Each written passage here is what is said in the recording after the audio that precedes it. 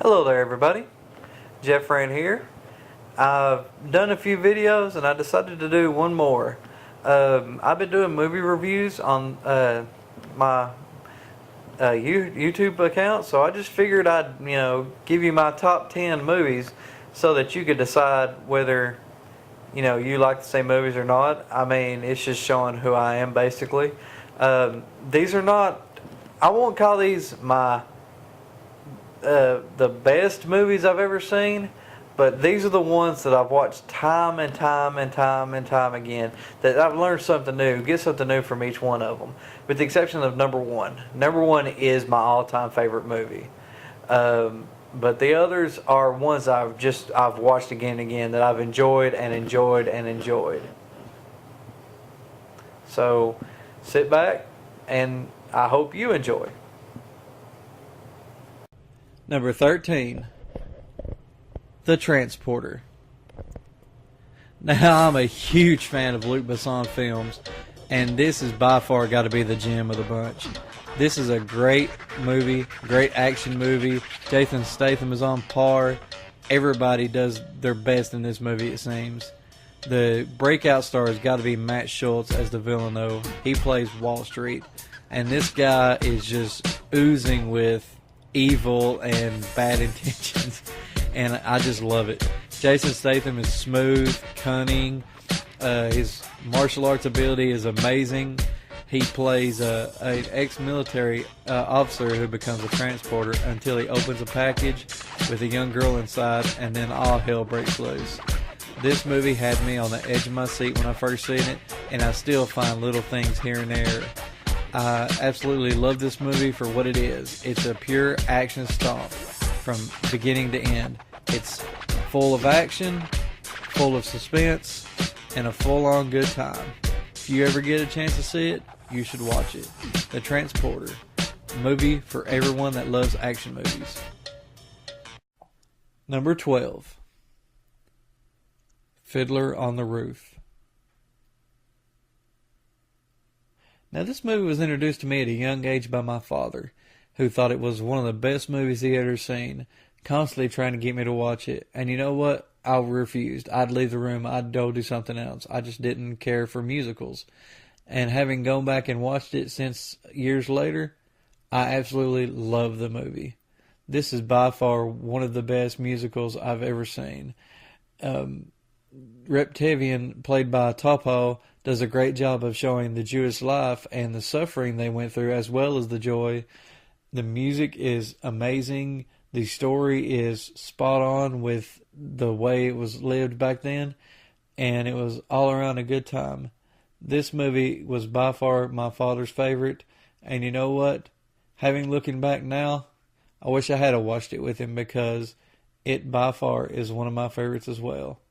This is a musical of ages, and it constantly gets better and better every time you see it. Fiddler on the Roof, a tradition. Number 11, The Sleeping Dictionary. Now, there are a lot of love stories that I love out there and quite enjoy. This one is by far my favorite. Visually stunning, mentally stunning. The movie is just on par. Everything has a reason for it, and it goes through. This is also one of Jessica Alba's first starring roles in between Dark Angel's first season and second season. Bob Hoskins is in this movie, and he steals it as well. He's just a great actor himself, and I'm glad he actually got to use his British accent for once in a movie. This is a love story between two people. Salima is a sleeping dictionary, which means she sleeps with the British soldier to teach him the language, as well as, having sex with him. But it never seems like that. They fall in love.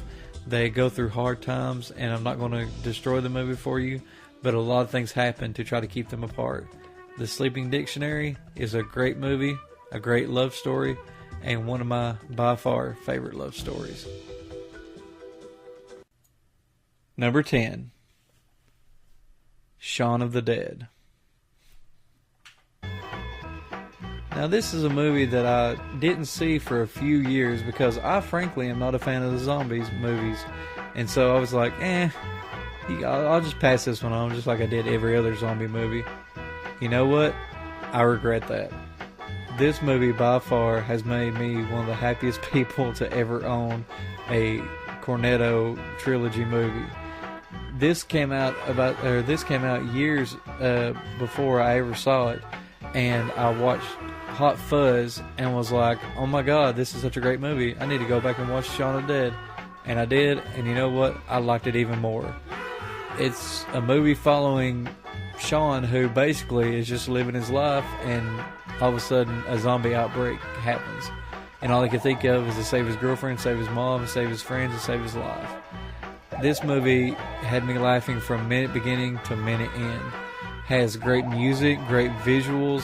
The zombies were amazing looking in this. However, they never overshadowed what the character was trying to do. It's an amazing movie, and if you've never seen this, you should see it, as well as Hot Fuzz.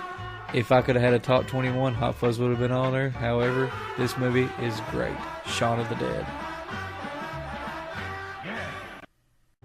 Number 9. Leon the Professional. Now, this is a movie it's kind of hard for me to explain.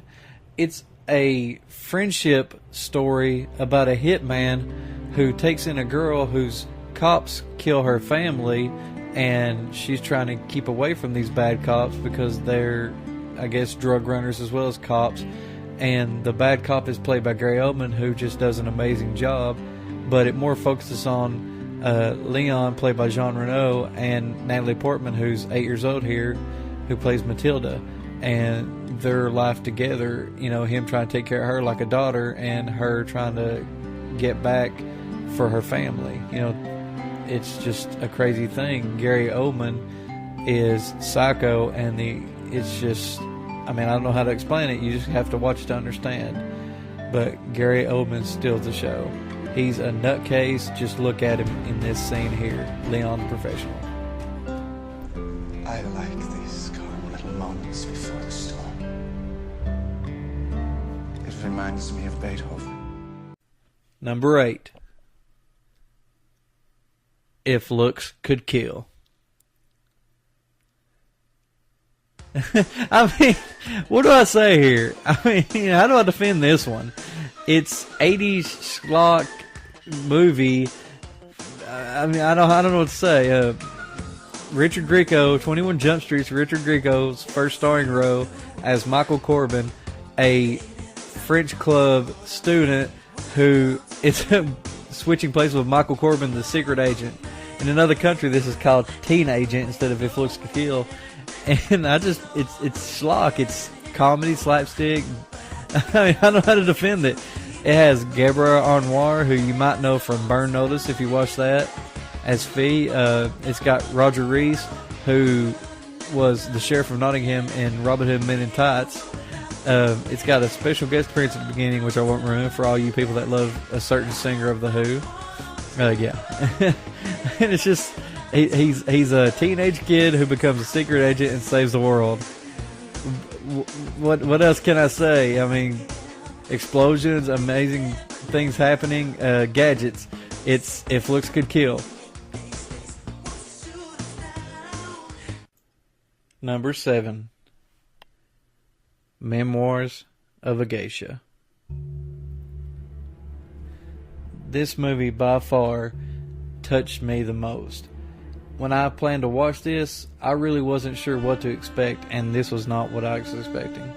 It follows a girl who parents die, and her sister get shipped off somewhere, her sister to a separate place, and she pretty much becomes a slave for a woman as a child and doesn't know what to do with herself. Well, later on, she gets helped by Chow Yun-fat, who does an amazing job in this movie and just is very friendly to her, and she's a child at this point, and later on in life she becomes a geisha due to circumstances involving Michelle Chow, and it's just visually stunning. The story is amazing, how it follows everything during Japanese World War II, and it's just the most amazing movie I've ever seen. One of the most amazing movies I've ever seen. I couldn't take my eyes away. Didn't want it to end. wanted to know more about the character. This movie touched my heart, and I guarantee if you watch it, it'll touch yours as well, because the acting, the story, and everything about it is utterly amazing. Memoirs of a Geisha. Number 6. District B13, or in France, Burial 13. And frankly, people, there's no defense for this one either. This is an action movie. Period. The story is crap. Everything else is crap. It is just an amazing action movie. You're watching this movie for the visuals, not the story or anything else.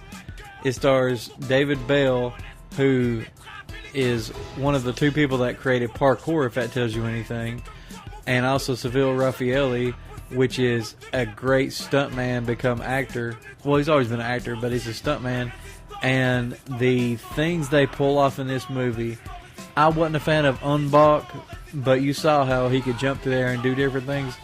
This movie is beyond what you expect in action.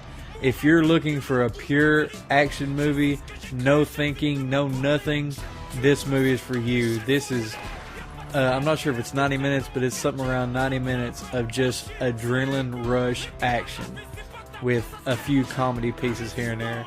The one funny thing is there's sister of David Bell does a joke going in and a joke coming out of the bad guy's place. You need to pay attention for that.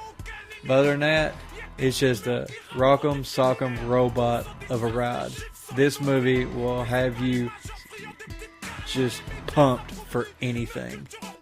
District B13. A hell of a good time. Number 5. The Rocky Horror Picture Show and Repo the Genetic Opera. Yeah, I know I'm kind of cheating here, but these movies are very similar in gothic tone and look and music, although Repo's a little bit harder. Repo the Genetic Opera follows a repo man who is taking body parts from people who they pay for on credit, and if you don't keep your payments up, you lose that body part, and it might be life-threatening, it might not be, but Jinko owns everything. In Rocky Horror, Dr. Frankenfurter is trying to create a man for himself to enjoy. Both are visually stunning. Both have their own kind of stance on things. Rocky Horror and Repo both have something to say, but the visuals and the music connected are what draw me together to both these. I constantly, when I watch one, will somewhere down the line, either that day or that week, watch the other. They're just so similar.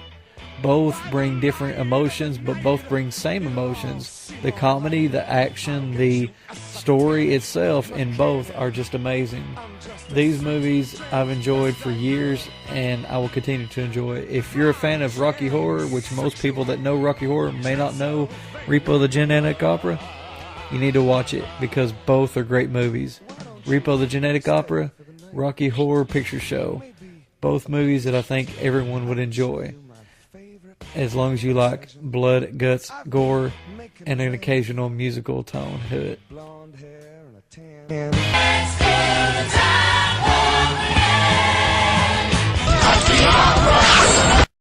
Number 4. The Crow. Now, anyone that knows me knows that I'm a huge fan of The Crow. I've dressed up like it for Halloween maybe 3 different times. I've wrestled with that kind of look 2 different times. It's just a movie that I've really enjoyed throughout the years. It was one, whenever Brandon Lee first appeared in Rapid Fire, I enjoyed and I was looking forward to this movie. And then when I found out he passed away, it just really made me not want to watch it. And I don't know if I did right away or not, but I don't think I did. And I so regret that as well, because it's a movie that's just amazing to me. It's justice for victims. Eric was killed with his girlfriend, and he's doing nothing but seeking justice. And you don't sympathize with the characters either. You want to see him kill them, and he's a victim, but at the same time, he's a murderer. He murders many, many people besides the main ones, and you're just made to believe they're bad people. But this movie just does something right. It makes you feel for the Eric Draven character, and I will always be thankful to Brandon Lee for this movie, and may he rest in peace, because The Crow is one of his shining moments, and I will always love this movie.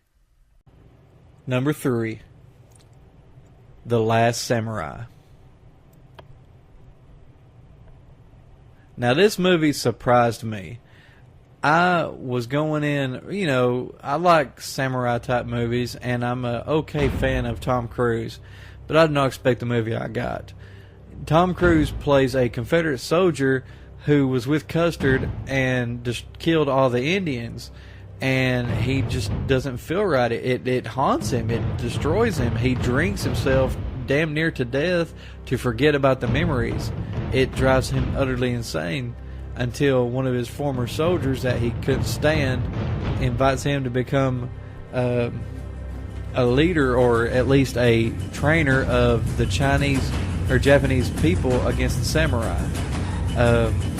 He fights valiantly with his troops, and the samurai capture him and take him to this, I guess, secret base. They got secret, their home, basically, and it's visually stunning. The story is amazing because you see how much he's tormented. You see how much that he just wants to die. And thanks to Kasimoto, the samurai that captured him, he learns to control it, learns to basically live his life like he should live. And it's just a stunning movie visually, spiritually. I was drawn by this movie.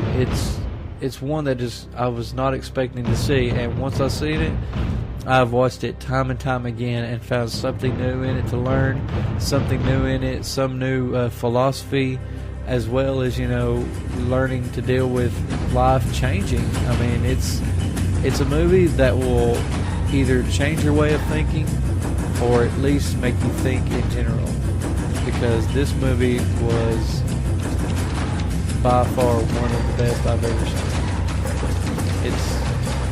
What can I say? Tom Cruise, The Last Samurai. Amazing. Number 2,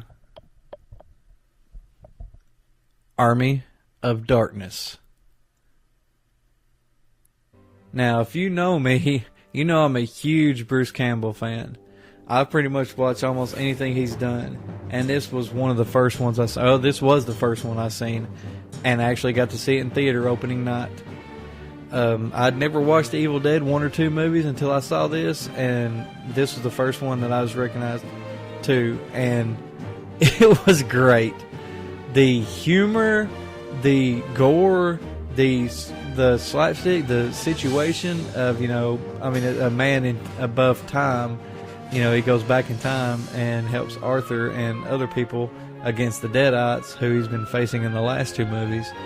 And this brings it home. This is the crowning glory to Evil Dead 1 and 2. This by far is my favorite of the 3. I enjoyed Evil Dead 2, but this was just great. I will always love this movie. From the moment I saw it, I've been obsessed with it. I even have a 15-inch ash figure that's worth about $200-300 in my house. And I will forever treasure it and never get rid of it. This movie changed my life as a child.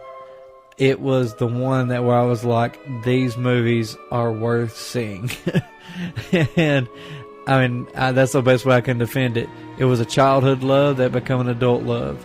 This movie, by far, is not the best, but second best, obviously, because it's number 2. Army of Darkness, one of the greatest movies.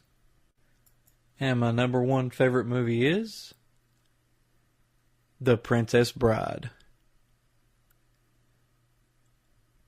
Yes, I love this movie with all my heart. I saw it as a child, I saw it as an adult, and every time I see it, I just get more and more enthralled by it. It's the story of a grandfather who reads to his grandson a story of the Princess Bride, and basically they take F. Morgenstern's book, who was rewritten by Goldman, and made it into a movie. Carrie Elwes plays Wesley, does a great job with that character, Dread Pirate Roberts. Robin Wright was amazing in it. She played the Princess Bride herself, and just I've not really cared for her in other movies, but this one is just, she just hits it right. It's got Andre the Giant, Manny Patinkin as Fezzik, and Indigo Montoya is that line. He says, "I'm Indigo Montoya. You killed my father. Prepare to die." I've said that so many times, and thought of anytime I've said that, and people, somebody knows it. Somebody looks at me and bows like they've known it. It's just a great line, great movie. Rob Reiner did a great job. It's action, it's suspense, it's romance, it's a thriller, it's evil. I mean, there's all kinds of things in this movie that I just never get enough of. This movie is my favorite movie because it's such a eclectic amount of movie. And even, Billy Crystal, who I really don't care for, didn't really find that funny, was great in this movie. I don't know. This movie touched me. It touched my heartstrings. It touched my comedy. It touched my joking ability. It touched everything. The Princess Bride is by far the movie to see of all movies. So, that's my list. Number 1 was The Princess Bride. I love that movie. If you've not seen it, you need to go see it. It is an amazing movie. I'd like to thank y'all. If you enjoyed this, please like, subscribe, and comment. I'd love to hear what y'all think about my movies and what I like about them. If you'd like to know more about what I think of certain ones, let me know. Or if you have a movie you'd like me to review, just put it on the comments. Thank you, and have a good day.